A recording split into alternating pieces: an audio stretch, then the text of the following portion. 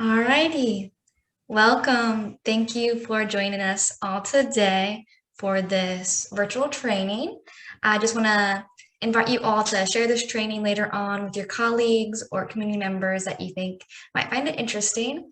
AFM always supplies these free trainings every Wednesday, and we're going to be having them recorded and posted them on our YouTube channel just for your later viewing. So please feel free to view that at any time. And it's also a 1-hour training. So for our certificates of attendance, you do have to attend over 70% of the training. So you have to be in at least over 45 minutes of this training to get a certificate. But please just feel free to unmute at any time. We do ask you to have your microphones muted during the training, but if you have a question, please feel free to unmute and ask that question. And also feel free to stay after the training for our tea time that is hosted by our fire safety advocate, Jose. But I am going to hand it over to Jose right now just to share a little word of encouragement with everybody. Thank you, Leah. Much appreciated. Welcome, everyone. Welcome, Banz. Thank you for joining in. And thank you. Today, I will say my word of encouragement, and it's basically just what I experienced today in the community that I work in. So today at about 4 a.m., there was the tones dropped, and the firefighters responded to a fire in Mathare, and through that fire, about 300 people lost their homes. You know, fire engulfed homes, about 300 families. This time I didn't respond like on duty, like wearing my PPE and attending. I just wanted to be an observer. And one of the things that I really observed was the coordination, the smooth coordination that Nairobi Fire Brigade had on the ground. Their ears were all inclined to the boss's commands, and they were really busy trying to help, even though the situation really looked quite helpless. They were really out there just listening to the command. And for me today, I just needed to encourage us, even when you're on the fire ground. Are you working alone? Are you freelancing, or are your ears all out to the commander? You know, even though the situation looks out of control, you need to actually tell yourself, hey, I need to put my ears on the ground, just like how the Nairobi Fire Brigade crew were all ears on the ground, listening to what the commander was doing. Well, you could have just judged as a bystander that, hey, this commander is not doing any job. But you know what? He's the eyes to the crew that are busy doing the job. Yeah. So I'd encourage us not to work alone, to always go in the fire when we are 2 people and get out from the fire when we are 2 people, and always have your ears on the commander, because the commander knows how to tackle the fire. He's like the referee, and you people are the players on the fire. So today, that's my encouragement, to try as much as possible to work as a team, be it on the fire ground, be it in the firehouse. Don't work alone. Do not freelance. Thank you so much. Back to you, Leah. Take over. Thank you, Jose. And we're all sorry to hear about your experience today in your community and just all those homes that were lost. But we do thank you for sharing and turning it into an encouragement with just how important communication is, and teamwork, definitely in a situation like that, that's really demanding. So thank you for that. But I do want to introduce our host for today, Brad. He has a lot of experience, and we're really excited to hear from him. He's going to be talking about hazmat and just basic confinement techniques. So I hand it over to you, Brad. Thank you so much for coming here and sharing with us. Good morning, everyone. I know you my brothers over in Nairobi, you guys have a big challenge in the communities.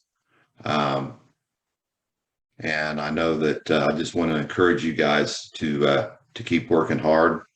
Don't be discouraged when you have big fires. Just do the best you can. And like Jose said, work together, listen to the bosses, and do what you can. So I was privileged to be able to work with you guys back in November, and I was impressed to see how much changes you guys made. So anyway, with that, let's go to the program here. I'm going to bring the screen up. And there we go. Righty. So a little bit about myself. I retired as the fire chief in Colwich, Kansas Fire Department. I've been on the volunteer department here for 37 years.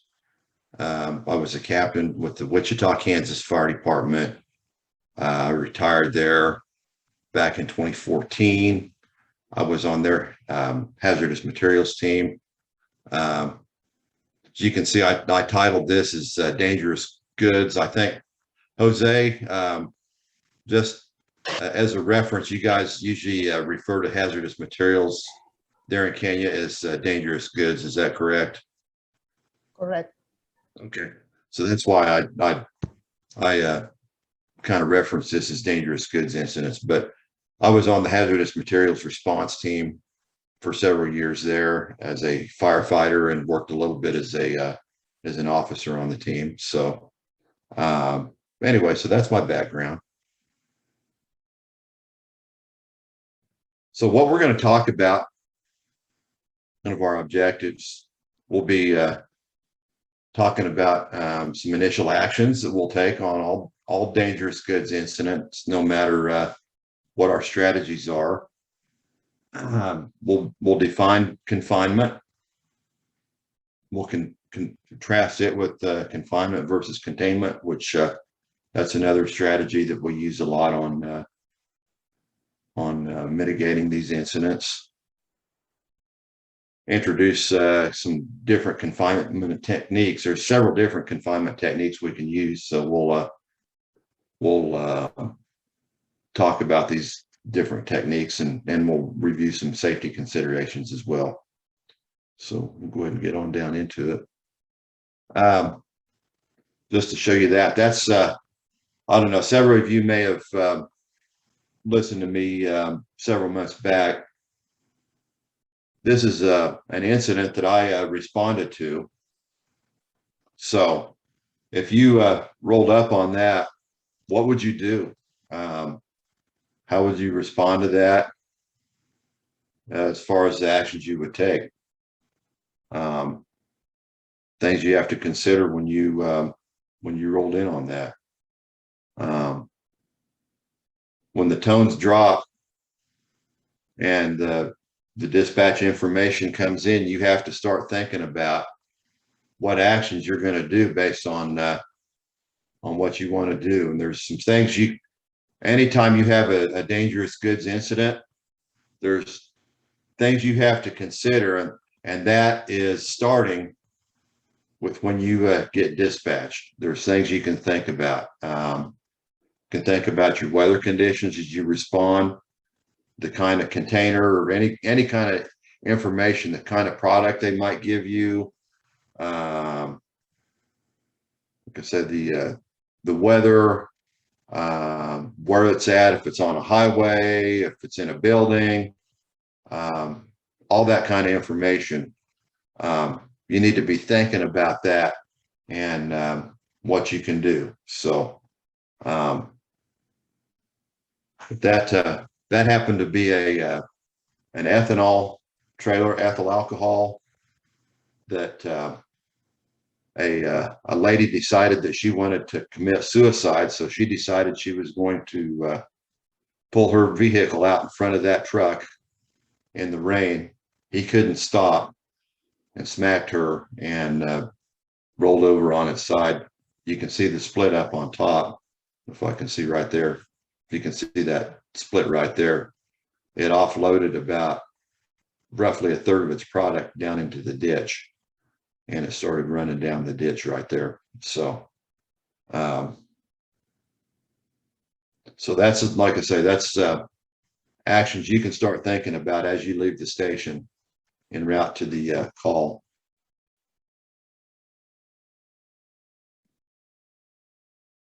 Okay.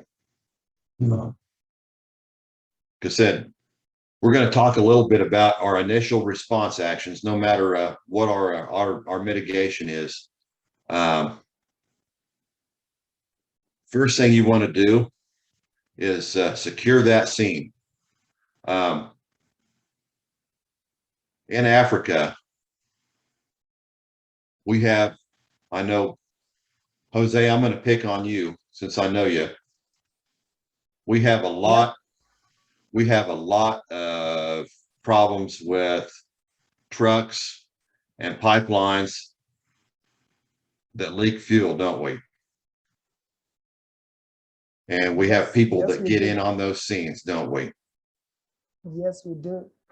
So that's one of the first things we need to do, is to secure that scene and get people out. Keep people out.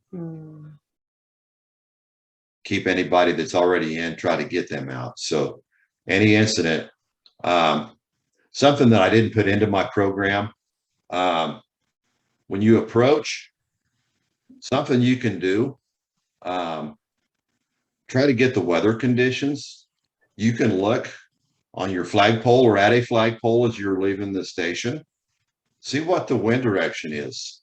Try to approach uphill from the from your spill and from an upwind direction, because we don't want to run into any kind of a vapor cloud, and we don't want to run into a scene where the spill might run downhill and run into us. Okay, so that's why we try to run in from a uphill and upwind direction. Okay, that makes sense. But because say we want to secure that scene, and I know that's difficult. So when I was there in November as well, we went and did our training. Some of you might have been at the training that we did in November. Those of you that weren't, we did it at the CID Academy in Nairobi. So we had police there, and I was really encouraged because we did a training exercise and we got the police involved. And as part of the training exercise, we used the police to help secure our scene. So that's encouraging that we can get the police and the fire brigades to work together. Okay, so if we can do that, we can do that. I know a lot of people, a lot of fire brigades are very hesitant to try to work with the police, but that's an encouraging sign that we were able to do that. And I encourage, if we have any chiefs or any station officers, reach out to the police ahead of time. Just talk to your local police commanders. Have them come to the fire station for tea. Reach out to them. Talk to them and say, hey, you know, we'd like to work with you guys, you know, whenever we have a scene like this, or whenever we have a traffic accident or whatever, so that we can better secure the scene and have better cooperation. So anyway, that's that is, I have him there.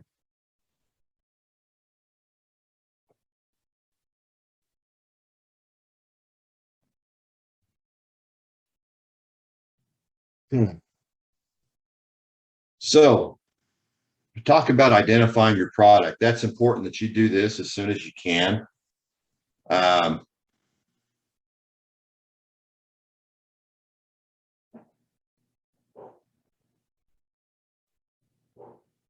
Identifying the product goes a long way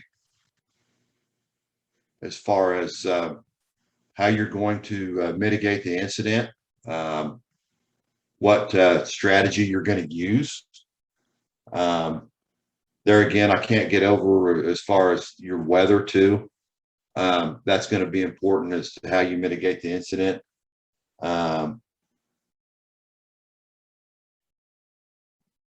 know, if it's raining, that's going to determine that could you know, that's going to help. If it's running off, you know, if it's hot and dry vapors, it's going to heat the vapors. It's going to help them rise. Humidity, that's going to tend to hold vapors down. You know, if you have wind, it's going to push vapors one direction or another. So it's important to identify that product. What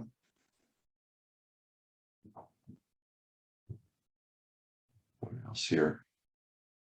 Certain ways you can help identify the product.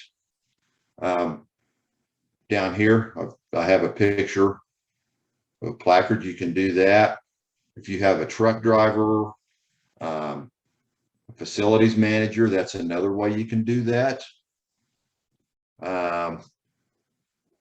If you need product information, I don't know, if anybody's familiar with the material safety data sheets, if you can get your hands on one of those, that's going to give you product information. A lot of people carry cell phones with them. You can, if you can pull information on a cell phone, you can usually get on and pull that up on your cell phone. You can Google it, and that'll give you a material safety data sheet or MSDS sheet just by Googling that. Okay, but by doing that, by getting that product identified, that's going to help you to figure out as well how to set your safety zones. Once you get the scene secured, then you can set your safety zones accordingly. If you have to move them back according to what your product is, that will help you to do that as well. So, oh, and as far as PPE as well. Most of your spills that you're going to deal with, and that's why I put this particular placard. Can anybody tell me what that is? That number 3. So you might see this on a container. You might see this on a truck. Can I give a shot, maybe? Is it flammable liquids like an LPG? Petrol. Maybe like petrol. Yep, liquid petroleum gas, something. Thank you, Jose. All right. So, reason I put that one there, in the US, about 75% of your spills that you're going to respond to are going to be those right there. So, and I'm sure in Africa, that's probably going to be close as well. So, okay. So weather. Okay. Other things that we want to look at, where your product's going. Say we talked a little bit about the weather. You want to look at where that product's going. Okay. Is it running down the ditch? Okay. If it's a vapor, is it going up in the air? If it's a vapor, that's important too, because what we're going to talk about today is not going to be an option. If it's running down the ditch, if it's just pooled up, those are all important things. Okay. Because say we want to establish those safety zones. And that's why it's important to identify the product. Okay. Incident command. I really like to push the incident command. Okay. Must be established on one of these incidents. Okay, especially if the bigger ones. Okay, because you're going to have a lot of things going on. A lot of things going on. Right? If you get a whoops. Okay, if you get a big incident, you may have medical patients going on that you're going to be handling. So you need to think about establishing an EMS branch. Okay. You're going to have firefighters that are going to be doing their thing with the fire branch. Plus, you're going to have a dangerous goods branch you need to think about establishing. Okay. So with the incident command system, it's all modular. Okay. So you can set it up the way you need to set it up according to what the incident's doing. Okay. You may not have to establish all these if you don't have any patients, then you wouldn't have to establish a medical branch. But if you do have patients, you would. Okay. But I encourage everybody to use it. It's a must if you have a big incident. Okay.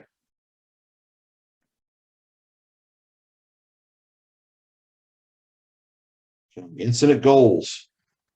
Okay. We have to establish our goals so we know how to manage the incident, what we're going to do. Okay, just some ideas of what our incident goals might be. I talked about medical patients. We have medical patients. We got to rescue and treat them. That might be a goal. Okay. Controlling the spill.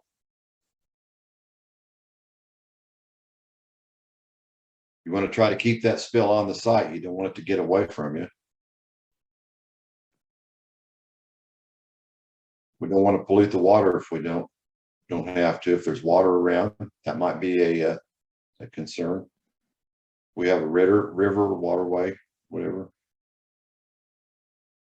Okay. Want to maintain a safe zone around the area. We don't want to get people hurt, citizens around the area. So we want to maintain a safe zone. So those are all just examples of incident goals. Okay. Like I said, those aren't going to be things that we may have on every incident, but you want to define your goals so that we know how to manage that incident and how to address them. Okay. And then that goes back to your incident command system. And that's how we can figure out how we're going to manage that incident. Moving along. So now we're finally going to get to confinement. So there's our definition. So it's a spill control process.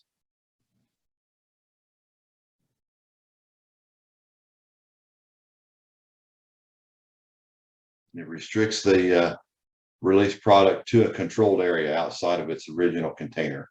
So what's gotten out of its container, but we're restricting it to a certain area. Okay. And it's what we call a defensive strategy. Okay. So the nice thing about confinement is that as first responders, you guys can do this. And that's why I'm teaching this today, because we want you as first responders to be able to do this. Okay. This is something in the US. This is what we call operations level hazardous materials training. Okay. We teach this training to all of our firefighters in the fire academy as part of our basic firefighter training. Okay. And this is part of that training. This is a defensive technique. These are defensive techniques. Okay.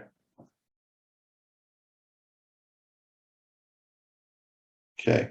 We're going to talk about confinement versus containment. Containment is what's considered an offensive technique. These guys are doing containment right there in the picture. They're doing a drum overpack. Okay. They're wearing special level A suits. You can see they're putting that drum in an overpack drum. And that's considered an offensive operation because they're right there in the middle of it. They have the special PPE. They have the special equipment there.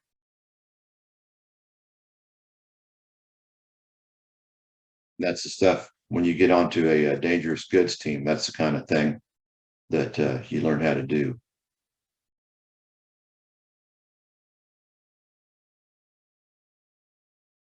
So as a technique, you may have to do that sometimes. When you do your size up, that may have to be an option you have to consider. You may not be able to do a defensive technique. That may be your option.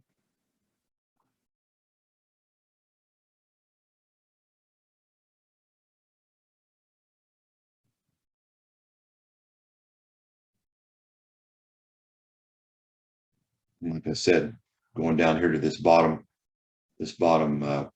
bullet point here, many times your confinement can be done using regular PPE and everyday tools. And that's the other nice thing is that most first responders can do it. Okay. Moving right along. One of the first techniques we're going to talk about, because there are several, is diking. Okay. So what we're doing here, we're just building a natural barrier, building a barrier in its natural flow path. Say you have like a ditch, product's gotten into a ditch, like the truck that I showed you. The product has gotten into the ditch and is running down the ditch. And when we first got there, that's what we did is actually we got our shovels out and started digging and built dikes to keep that product from running down the ditch. So we actually did some diking in that operation. Okay, and you can see right there that they brought in some sand. So you can either use commercial products. They make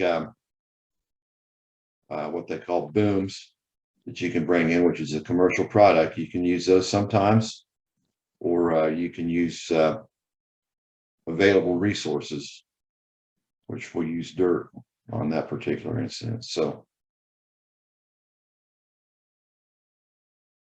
anyway, that's one technique, one confinement technique is to build a dike to stop the product flow. Okay.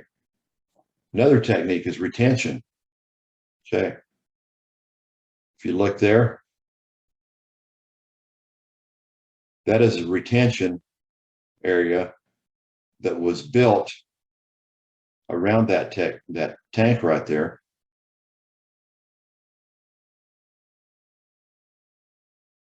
And many places require that whenever they have fuel storage. Whoops. Okay. When they have fuel storage, they have to have retention areas. Okay.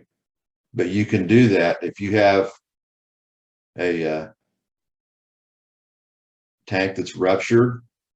The fuel may not be going anywhere. You can just encircle it. You can bring dirt in. If you have dirt right around the area, you can use that dirt, encircle it, make a retaining area. Okay. Or like I said, there's commercial products you can use as well. So that's retention.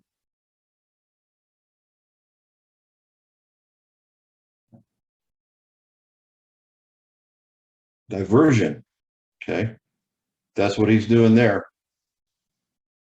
He's putting this product here. That's a commercial product around that manhole. There might be some kind of a spill uphill. You can see there's a pond right there. Whoops. You can see that there's a pond. That manhole probably drains water into that pond. Or that drain, not manhole, but that drain. So he's putting that there to divert whatever spilled material there is from running into that pond. There again, you can use dirt or commercially available material or commercial materials. So, damming. So there's a couple different kinds of dams you can build, and that's going to depend on your product.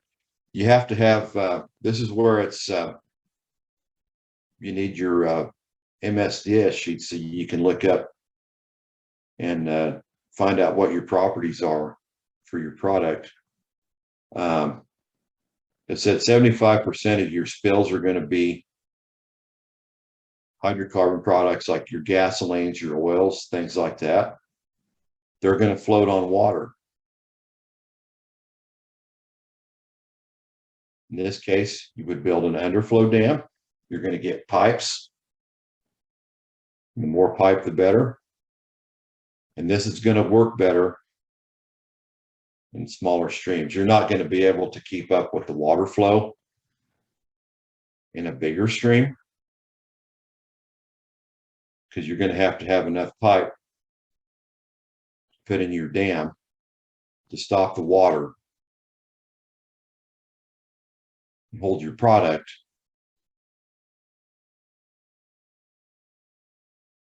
and at the same time allow all of the water to get downstream. And that's the whole idea.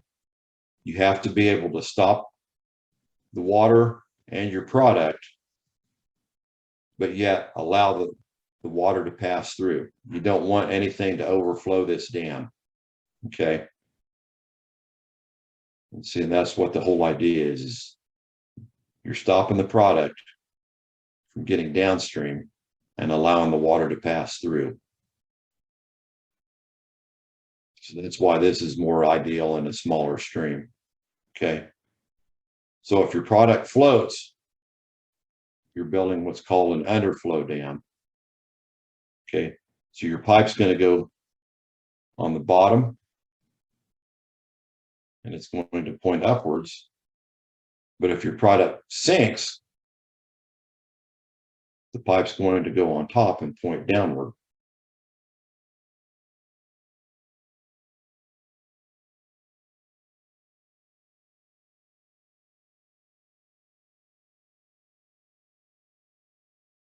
Most of the time you're going to be building an underflow dam because most of your product that's out there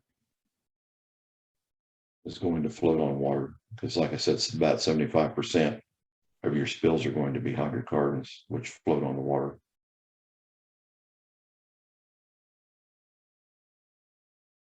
Okay, so the nice thing about this is that you can use available resources, okay? Your biggest available resource is manpower. Jose, you recognize that picture? Yes, sir, I do. At the CID, South Sea. So that's your biggest resource right there is manpower. So you have people there that can dig and move dirt. Okay. For your damming, you can use pipe. Anywhere that you can find pipe. Okay, dirt and shovels. Okay. And if you have plastic available, that would be another ideal thing because you will saturate your dirt a lot of times. So if you have plastic available, that's awesome too. Okay, safety considerations. remember that this is going to be a defensive operation. Okay. So you're not going to have the PPE a lot of times to go and get into the middle of the material. So you want to try to stay out of it. A lot of times you're not going to, especially with the hydrocarbons and stuff, you don't want to saturate your turnout gear. So try to stay out of whatever product that you're in, because it is defensive. You have to pull back. Okay. Yeah. Wear your PPE, but don't get it saturated. Okay. Keep the bystanders out. Like we talked about, there's people that are going to get in and try to steal fuel, but keep them out. Secure the scene until the cleanup has started. Okay. Your job as first responders is to stabilize that scene. As first responders, your job is not to clean it up. There are companies there that can come and pump off, say, for example, a fuel spill. They're going to come and pick up the fuel, pump it off, and to dig that dirt out.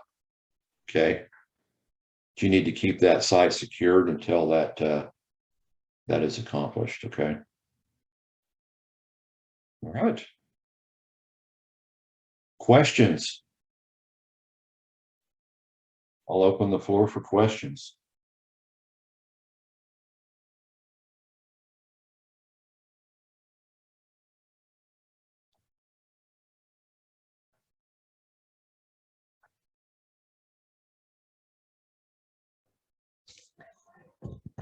You can unmute and then you can ask Mr. Brad any question that is in regards to what we've learned today.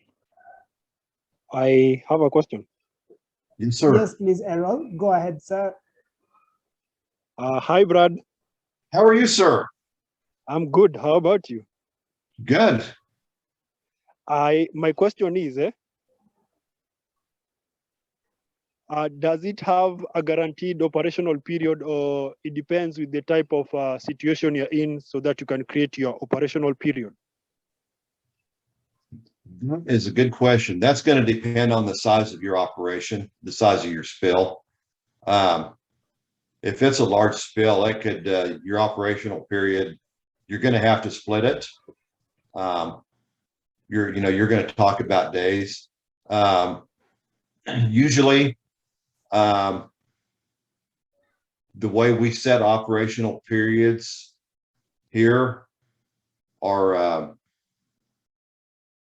12-hour operational periods. We will go, especially on like the wildland situations, we'll go usually 8 to 8 on operational periods. But it could depend on the circumstances. You could split into 3 operational periods a day. But there again, it's that's going to dictate the size of the operation. If you have a very large spill, like I say, it could go into days. You just have to split it. If it's a small spill, it might not take that long. Just the size of the spill dictates. Good question. Did I answer your question? Yes. I well understood, and thanks for answering the question. Yes, sir.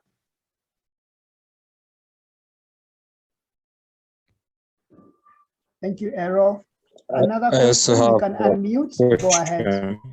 Yes, Kefas, go ahead, sir. Yes, I have a question. Yeah, when it comes to oil spills in the ocean and all that, when we look at Valdez oil spill and many other oil spills that have happened in history, do these hazmat operation techniques like we've covered today apply exactly in the same situations, or with oil spills, especially in the ocean, that requires a different approach? Thank you. That's a good question. They will use a similar technique. They will use booms to encircle the spills. So yes, they will. It's a similar technique to keep the spills from moving any further. So yes, it is a similar technique, because the oil floats on the water, and then they have equipment that is used to skim the water and get the oil off the top. So, but the booms float on the water, and so they keep the oil from moving, if that makes sense. And by doing that, and I've been on some spills, not on the ocean, but on rivers, and we've done the same thing. We put booms out on the rivers to stop, instead of building a dam, we put the floating boom out, so it stopped the floating oil.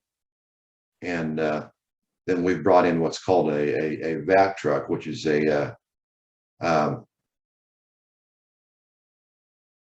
like the trucks that are used for moving sewage, and it sucks the oil off the water. Trying to think, what do they call them? Jose, help me out.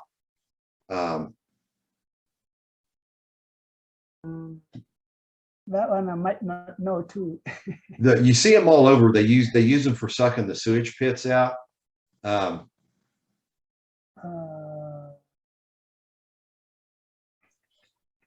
Exhausters. Exhausters. That's it. Yeah, exhausters. Exhausters. Richard, Yeah. thank you. So they brother. bring in. Thanks, Richard. But yeah, it's exactly what they are. They bring in exhausters, and they suck the oil off the top of the water.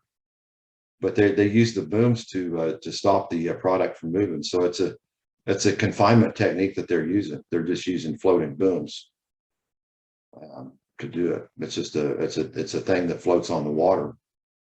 So does that answer your question? Yes, it's now quite clear, and thanks a lot. And we actually too, it's kind of neat. We can actually move water. It's with it's a blower that you use for blowing lawn leaves, and you can actually blow the oil around on the water. We use the same machine to move the oil towards the booms. So that's kind of neat that you can use that to move that oil towards the booms and get it cornered on one area, and then the exhauster comes in and picks it all up. So it's an interesting technique.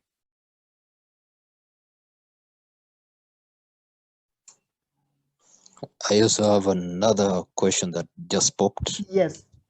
Go ahead, Mr. Kefas. Yeah, it's about hazmat certifications. What are some regionally or even internationally recognized or acknowledged hazmat certifications that one can seek? Thank you.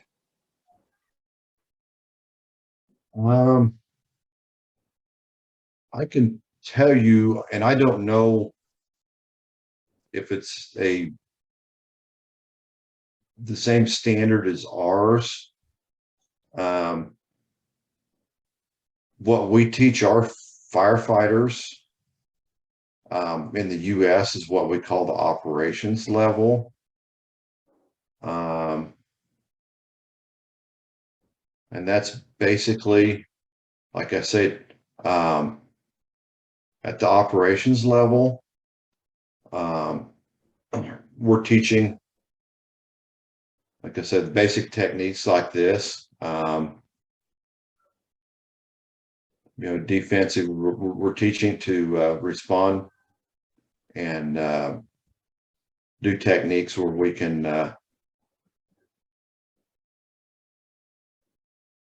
do defensive level responses such as confinement, containment, urge confinement, do decontamination,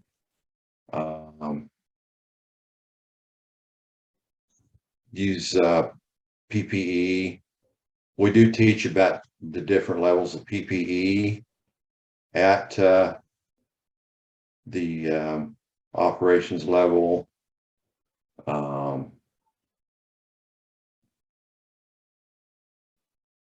They talk about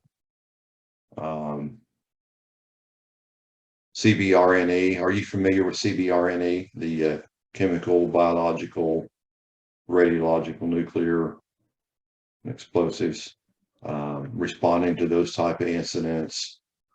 Talk about some chemical properties, chemical and physical properties at that level. Then when you bump on up, then there's the technician level, which that's what I've certified to. That's where you are certified to respond basically at an offensive level, where you get into where the picture where the guys were doing the drum overpack that I had, where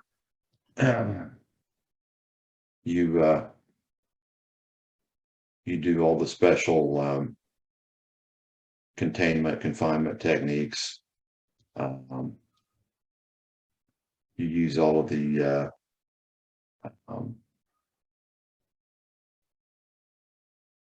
different types of you get into a lot more with the chemical and physical properties. You use a lot more of the electronics and stuff like that, as far as monitoring things like that. So and a lot more of the CBRNE as well. So, and I don't know, like I say, I don't know if that's kind of the international standard as well, but that's kind of the standard we use in the US. And that's patterned after what's an NFPA standard. Not, like I said, I don't know if the rest of the world patterns after the NFPA standard. So that would be something to check into. Does that answer your question? Yes, that does quite answer my question. And If you're thanks. Yeah, your dangerous goods teams are going to be trained more at that technician level standard, where your firefighters, or like I said, our firefighters here in the US, as part of the NFPA standard, what we call our firefighter 1, are trained at the operations level. Do you guys in your fire academies, do you guys get any kind of hazardous material or dangerous goods training at all in Kenya or anywhere in Africa?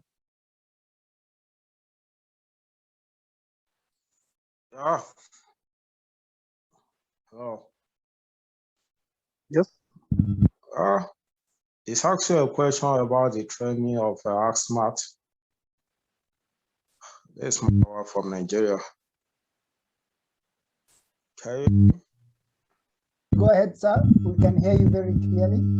Okay, so I'm an aviation firefighter. He's talking about, he's listening carefully about the topic, very quite interesting, about the dangerous goal containment and all the methods. You know, one of the basic training as a firefighter, especially in aviation sector, is on hazardous material handling. To some extent, you have to put through some basic training in hazardous materials, especially the likely hazardous material that may want to pass through your, for instance, your airport all around you. So often, more often the time, we have a kind of training with a chemical manufacturers. You understand, to take a firefighter on the basic training about the hazardous material handling now or what have you, by knowing the basic thing to do in case of spillage of hazardous material. So most of the time, sometimes a month, 2 months, 3 months, when there is new tech development about the material chemical, it come around to, you know, kind of a training, retraining about this. Oh, if this thing happen, this is how you can handle before the expert came. And you know, recently we know that this training, we can't be calling this para. So in Nigeria, in aviation sector, we have a kind of a subunit department in, we call them ASMAT. These are a group of people that specifically train about the hazardous and dangerous material handling. They are still firefighters, but these are the person that play the lead role when you suspect a kind of a dangerous good or hazardous material in incident or accident. So these people have a basic training and sometimes no intermediate or what have you. So these people are specifically training on this. So we have some relation with some international organization like International Chemical Association to, you know, to train this particular group of people.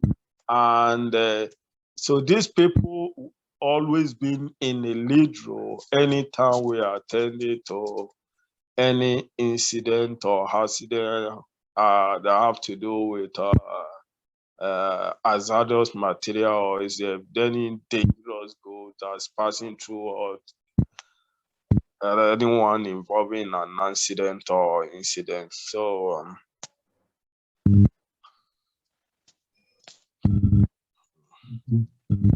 Thank you. Thank you, Mayowa. Mayowa, you Much guys have a lot of appreciated. petroleum and chemical industries there, so that's good. Mhm. Brad, we have another question for you from Mike. Mike asks, can we have some lessons on how to use the ERG book, especially with the various colors of the book and what they mean? That's Chief Michael Uma, yeah, asking. Absolutely. I don't have an ERG in front of me. I can let me get my cell phone. I can pull it up on my cell phone. Okay. Give me a couple minutes. I'll get my cell phone and we can pull it up. All righty. Yeah. Great.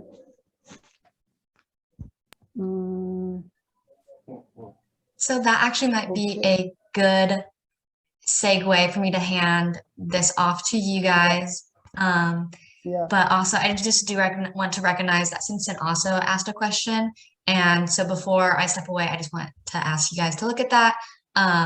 After I end the recording, your question will be answered. I just want you to know that we saw it.